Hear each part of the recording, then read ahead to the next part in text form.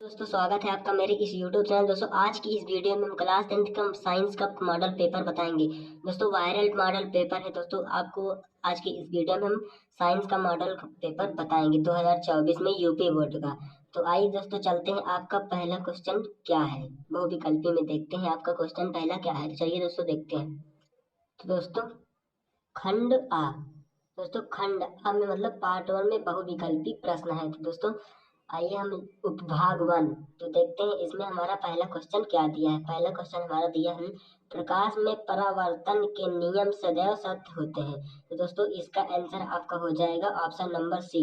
और अगला क्वेश्चन देख लेते हैं। दूसरा नंबर हमारा क्या दिया है। दूसरा दिया है किसी वस्तु का आवर्धित काल्पनिक प्रतिबिंब बन सकता है किसका। तो हमारा दोस्तों उत्तल लेंस द्वारा बन सकता है। तो दोस्तों इसका ऑप्शन हो जाएगा हमारा ए। अब आइए तीसरा क्वेश्चन देख लेते हैं। तीसरा क्वेश्चन क्या दिया है। दोस्तों तीसरा क्वेश्चन हमारा दिया है जो है तीसरा क्वेश्चन हमारा दिया है अत्यधिक उच्च प्रतिरोध वाला पदार्थ कहलाता है। तो दोस्तों अत्यधिक उच्च प्रतिरोध वाला पदार्थ कहलाता है विद्युत रोही। तो ऑप्शन नंबर हमारा ये डी सही हो जाएगा। तो दोस्तों आइए अब चौथा नंबर क्वेश्चन को देख लेते हैं। चौथा नंबर क्वेश्चन हमारा क्या रखा है विद्युत शक्ति की इकाई है, यानी कि विद्युत शक्ति की इकाई क्या है। तो हमारा ये है वाट। ऑप्शन नंबर बी इसका सही है। अब देख लेते हैं पांचवा नंबर क्वेश्चन। इसमें क्या क्या रखा है किसी विद्युत केतली में प्रवाहित धारा 3 गुनी कर देने पर केतली में उत्पन्न ऊष्मा की मात्रा हो जाएगी। तो दोस्तों पहला ऑप्शन दिया है 4 गुनी और दूसरा ऑप्शन दिया है 3 गुनी। तो दोस्तों और तीसरा ऑप्शन दिया है 9 गुना और चौथा ऑप्शन दिया है 12 गुना। तो हमारा इसमें हो जाएगा 9 गुना। दोस्तों इसको अभी लगाए थे, ये हमारा ऑप्शन नंबर इसमें हो जाएगा सी। तो अब आइए देख लेते हैं हम छठा नंबर क्वेश्चन। चलिए छठा नंबर क्वेश्चन को देख लेते हैं। दोस्तों छठा नंबर हमारा क्वेश्चन क्या कह रखा है। छठा नंबर क्वेश्चन हमारा कह रखा है एक व्यक्ति दूर स्थित वस्तुओं को स्पष्ट रूप से देखने में असमर्थ है, उसके नेत्र में दोष होगा। मतलब हमारा क्वेश्चन क्या कह रखा है यदि एक व्यक्ति दूर स्थित वस्तु को स्पष्ट रूप से देखने में असमर्थ है उसके नेत्र में दोष क्या होगा। तो हमारा जो दोष होगा वो होगा निकट दृष्टि दोष। ऑप्शन नंबर हमारा सही हो जाएगा बी। और देख लेते हैं सातवां क्वेश्चन हमारा क्या दिया है। सातवां क्वेश्चन दिया है एक अवतल दर्पण किसी वस्तु का वास्तविक उल्टा और अत्यधिक छोटा प्रतिबिंब बनाता है तो वस्तु की स्थिति होगी। तो वस्तु की स्थिति क्या होगी। तो वो दोस्तों इसमें वस्तु की स्थिति होगी अनंत पर। तो हमारा ऑप्शन नंबर इसमें डी सही है। चलिए अब क्वेश्चन नंबर 8वां देख लेते हैं क्या कह रखा है वो। तो दोस्तों अब आ गया है उपभाग 2। तो दोस्तों आइए इसमें 8वां क्वेश्चन कह रखा है। उपभाग में 8वां क्वेश्चन देख लेते हैं। क्या कह रखा है कार्बन को वायु में जलाने पर कार्बन डाइऑक्साइड गैस का बनना उदाहरण है। तो हमारा इसमें पहला ऑप्शन हो जाएगा, पहला ऑप्शन हमारा इसमें हो जाएगा संयोजन अभिक्रिया का। और इसमें हम 9वां क्वेश्चन भी देख लेते हैं। 9वां क्वेश्चन क्या कर रखा है जिंक चूर्ण पर तनु सल्फ्यूरिक अम्ल की अभिक्रिया से गैस निकलती है। तो इसमें हो जाएगा H2। दोस्तों इसमें हो जाएगा H2। अब आइए क्वेश्चन नंबर हम 10 को देख लेते हैं क्या कह रखा है वो। दोस्तों क्वेश्चन नंबर 10 हमारा कह रखा है। आइए क्वेश्चन नंबर 10 को देखते हैं। क्वेश्चन नंबर 10 हमारा कहता है सामान्य तापक्रम तथा दाब में द्रव के रूप में पाई जाने वाली अधातु है। तो हमारा ये बी हो जाएगा, बी ऑप्शन नंबर ब्रोमीन। अब आइए हम क्वेश्चन नंबर 11 देख लेते हैं। क्वेश्चन नंबर 11 है हमारा प्रोपेनोन प्रोपेनोन में क्रियात्मक समूह है। तो प्रोपेनोन में क्रियात्मक समूह क्या है। तो आइए हम इसमें देख लेते हैं। हमारा इसमें है ऑप्शन नंबर सी। तो दोस्तों अब आइए क्वेश्चन नंबर हम 12 देख लेते हैं क्या दिया है। दोस्तों क्वेश्चन नंबर हमारा 12 क्या रखा है। क्वेश्चन नंबर हमारा 12 क्या रखा है कॉलम ए में दिए गए यौगिकों का सुमेलन कॉलम बी में दिए गए अनेक उनके उदाहरण से कीजिए। तो इसमें मतलब हमारा दिया है कॉलम ए, पहला दिया है एल्डिहाइड, और बी दिया है एल्काइन, और सी दिया है कार्बोक्सिलिक अम्ल, और डी दिया है हमारा एल हेलो एल्केन। तो हमारा पूछ रहा है इसका स्ट्रक्चर क्या है, तो इसमें से हमारा इसका स्ट्रक्चर क्या है। तो दोस्तों इसका ऑप्शन नंबर हमारा ये डी सही हो जाएगा, क्योंकि हमारा जो ए वाला है, जो एल्डिहाइड है, एल्डिहाइड का हमारा ये बी वाला है, ठीक है, तो ये बी वाला है। और हमारा जो बी वाला है, ये बी, इसका हमारा डी वाला है, तो इसका जो है हमारा, इसका हमारा ये वाला है, ठीक है, स्ट्रक्चर। और जो हमारा सी वाला है, सी जो है, सी जो है हमारा ये सी, इसका हमारा ए है, इसका हमारा ये है, ठीक है। और दोस्तों जो डी है, डी का हमारा नंबर सी है, तो इसीलिए हमारा ऑप्शन नंबर डी सही हो जाएगा। तो अब आइए क्वेश्चन नंबर हम 13 देख लेते हैं, वो क्या दिया है। तो क्वेश्चन नंबर 13 हमारा कह रखा है कार्बन परमाणु की संयोजकता है, तो हमारा ये हो जाएगा 4 है। कार्बन परमाणु की संयोजकता हमारी 4 है। तो आइए अब क्वेश्चन नंबर 14 देख लेते हैं क्या दिया है।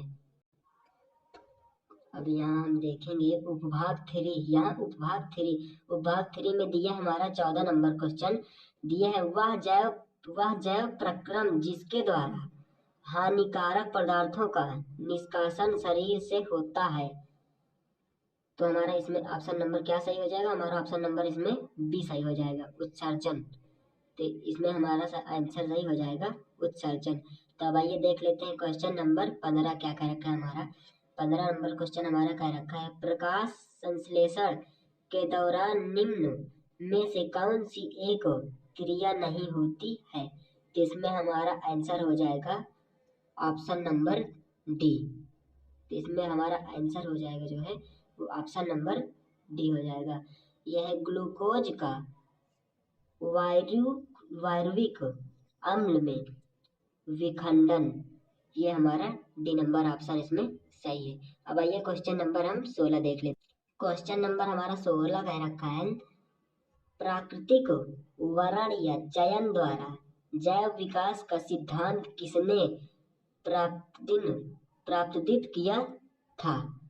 तो आइए इसका आंसर हमारा है option number A, Charles Darwin ने। अब आइए इसका हम 17 नंबर क्वेश्चन देख लेते हैं। 17 नंबर क्वेश्चन क्या कह रखा है। तो दोस्तों 17 नंबर हमारा क्वेश्चन कह रखा है, 17 नंबर क्वेश्चन कह रखा है मेंडल ने अपने प्रयोग किस पौधे में किए थे। तो हमारा हो गया ऑप्शन नंबर मटर। दोस्तों आप लोग पढ़े होंगे मटर में किए थे, मटर के पौधे में। अब हमारा क्वेश्चन नंबर 18 है। 18 निम्न में से किस पौधे में पुष्प एक लिंगी होते हैं। पपीता। पपीता दोस्तों एक लिंगी होता है, ठीक है दोस्तों। अब हमारा हो गया है, अब आप देख लेते हैं हम 19 नंबर क्वेश्चन हमारा क्या कह रखा है। 19 नंबर क्वेश्चन कह रखा है मादा जनन तंत्र के किस भाग में कॉपर टी स्थापित किया जाता है। दोस्तों इसका आंसर है हमारा option number B, option number B अंडवाहिनी। दोस्तों इसका आंसर हमारा ऑप्शन बी। तो आइए क्वेश्चन नंबर 20 देख लेते हैं। क्वेश्चन नंबर हमारा 20 कह रखा है, क्वेश्चन नंबर 20 कह रखा है हमारा किण्वन में के बारे में निम्न में से कौन सा कथन सत्य नहीं है।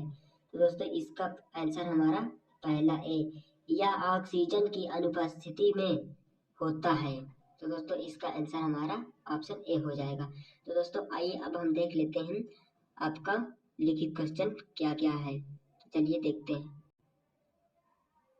तो दोस्तों आ गया हमारा पार्ट बी। अभी पार्ट ए में हमारा बहुविकल्पी क्वेश्चन था और पार्ट बी में हमारा वर्णनात्मक प्रश्न है, वर्णनात्मक प्रश्न। तो आइए देखते हैं हमारा पहला क्वेश्चन क्या कर रखा है। पहला क्वेश्चन का रखा है अवतल दर्पण के किन्हीं दो उपयोगों को लिखिए। अवतल दर्पण से प्रतिबिंब बनाने के लिए किरण आरेख खींचिए जबकि वस्तु ए अनंत एवं वक्रता केंद्र के बीच हो। बी ऑप्शन दिया हमारा फोकस एवं दर्पण के ध्रुव के बीच हो। ये हमारा 2-2-4 नंबर का है। दोस्तों ये क्वेश्चन हमारा है 2-2-4 नंबर का। अब आइए दूसरा क्वेश्चन देख लेते हैं क्या दिया है वो। तो दोस्तों क्वेश्चन नंबर हमारा दूसरा कह रखा है, क्वेश्चन नंबर दूसरा कह रखा है, अपवर्तन के क्या नियम हैं? 3 सेंटीमीटर की वस्तु उत्तल लेंस के मुख्य अक्ष के लंबवत रखी है।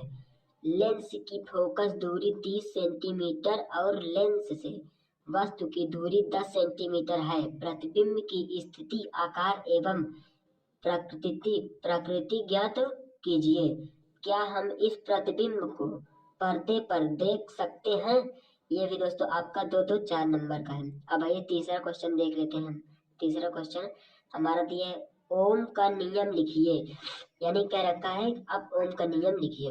किसी तार के प्रतिरोध को प्रभावित करने वाले किन्हीं 2 कारकों का उल्लेख कीजिए। 400 वाट का एक बल्ब 200 वाट के विद्युत स्रोत से जुड़ा है। बल्ब केवल 5 मिनट उपयोग में लाया जाता है। बल्ब में प्रवाहित धारा तथा इसमें उत्पन्न ऊष्मा की मात्रा ज्ञात कीजिए। तो दोस्तों ये भी हमारा